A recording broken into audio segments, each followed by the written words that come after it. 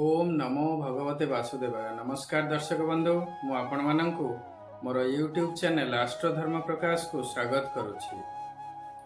जदि आपण मो चैनल रे नुआ अछंती बा प्रथम थर देखुछंती तबे चैनल को आपण सब्सक्राइब निश्चय करंतु। भिन्न भिन्न ग्रह मानंकर गोचर रे चलन बा राशि परिवर्तन, ग्रह मानंकर वक्री चलन, ग्रह मानंकर शुभ एवं अशुभ योग विषय रे मो चैनल रे बहुत इन्फॉर्मेटिव वीडियो अछि।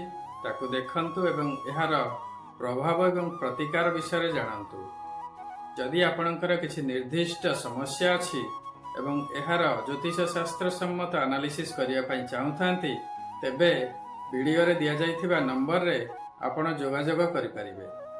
आसंतु देखिबा एप्रिल 2026 रे मीन राशि रो व्यक्ति मानकर समय किपरि रहिबो। मीन राशि रो प्रथम स्थान रे शनि, रवि एवं मंगल अछंती। द्वितीय स्थान रे शुक्र अवस्थान करुछंती। 14 एप्रिल परे रवि द्वितीय स्थान को चलन करिवे। चतुर्थ स्थान रे बृहस्पति अछंती।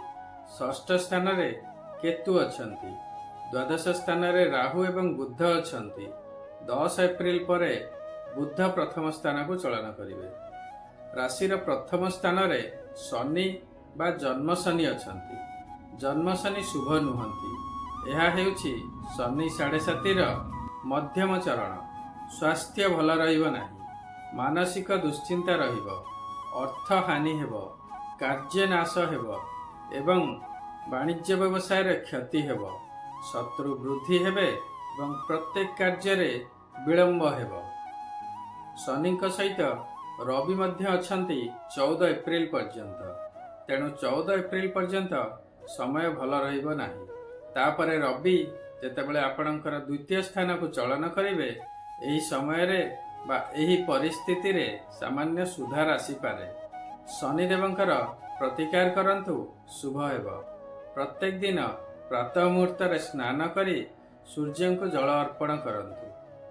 शुक्र आपणकर द्वितीय स्थान रे मेष राशि रे अछंती। कार्य सिद्धि हेबो एवं कर्म क्षेत्र रे मध्य सुधार आसीबो। शुक्रंकर प्रतिकार करंतु। आपणकर चतुर्थ स्थान रे बृहस्पति अछंती। चतुर्थ बृहस्पति मध्य शुभ नुहंती। मानसिक दुश्चिंता बढ़िबो, शत्रु वृद्धि हेबे। बृहस्पतिंकर मध्य प्रतिकार करंतु। आपणकर षष्ठ स्थान रे केतु अछंती। षष्ठ केतु शुभ फल प्रदान करंती। प्रभु गणेशंकर पूजा करंतु एवं प्रत्येक दिन केतुंकर बीज मंत्र ओम कें केतवे नमः जप करंतु।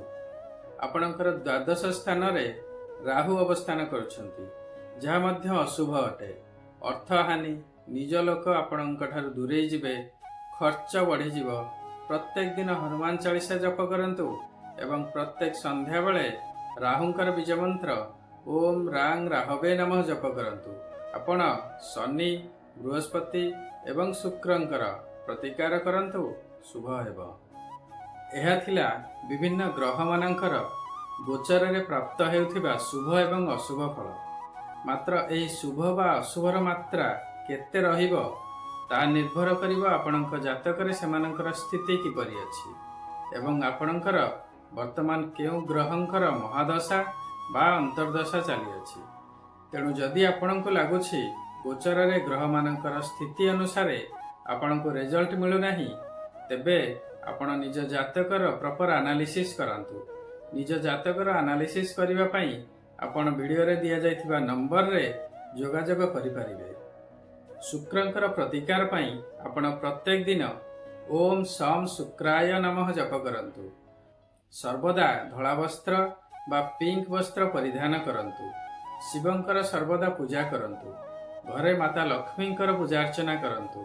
शुक्रवार आपण उपवास करंतु बा सात्विक आहार ग्रहण करंतु। मातृशक्ति को सम्मान दियंतु। दरिद्र स्त्री लोक मानंकु धला पदार्थ जथा चाउल, चीनी, क्षीर, दही इत्यादि दान करंतु। प्रत्येक दिन संध्या बेले घरे कर्पूर रे आळती करंतु। शुक्र देवंकर कृपा प्राप्ति निश्चय हेबो। शनि देवंकर कृपा प्राप्ति पई प्रत्येक दिन आपण शनिंकर बीज मंत्र ओम सम शनिश्चराय नमः जप करंतु। शनिवार दिन शनि मंदिर जांतु ଏବଂ ଶନିଦେବଙ୍କର ପୂଜାର୍ଚ୍ଚନା କରନ୍ତୁ। ରାଶି ତେଲରେ ଦୀପଟିଏ ଦାନ କରନ୍ତୁ। କାଉ ଏବଂ ବୁଲା କୁକୁରମାନଙ୍କୁ ପ୍ରତ୍ୟେକ ଦିନ ଖାଇବାକୁ ଦିଅନ୍ତୁ।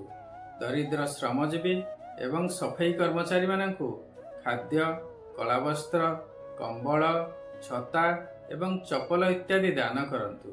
ପ୍ରତ୍ୟେକ ଦିନ ହନୁମାନ ଚାଳିସା ପାଠ କରନ୍ତୁ। ଶନିଦେବଙ୍କର କୃପା ପ୍ରାପ୍ତି ହେବ। ଦେବଗୁରୁ ବୃହସ୍ପତିଙ୍କର ପ୍ରତିକାର ପାଇଁ ଆପଣ ପ୍ରତ୍ୟେକ ଦିନ ଓମ୍ ସହ ଗୁରବେ ନମଃ ଜପ କରନ୍ତୁ। ଯଦି ଗୁରୁ ଦୀକ୍ଷା ନେଇଥିବେ ତେବେ ଗୁରୁମନ୍ତ୍ର ଜପ କରନ୍ତୁ। ନିଜର କୁଳପୁରୋହିତ ଏବଂ ବ୍ରାହ୍ମଣମାନଙ୍କୁ କିଛି କିଛି ଦାନ ଦକ୍ଷିଣା ଦିଅନ୍ତୁ ଏବଂ ତାଙ୍କର ଆଶୀର୍ବାଦ ପ୍ରାପ୍ତ କରନ୍ତୁ। ପିତାମାତାଙ୍କର ସେବା କରନ୍ତୁ। ଶିବଙ୍କର ପୂଜାର୍ଚ୍ଚନା କରନ୍ତୁ। ଆପଣ ପ୍ରତ୍ୟେକ ଦିନ ବିଷ୍ଣୁ ସହସ୍ର ନାମ ଜପ କରନ୍ତୁ, କାରଣ ବିଷ୍ଣୁ ହେଉଛନ୍ତି ବୃହସ୍ପତିଙ୍କର ଇଷ୍ଟ ଦେବତା।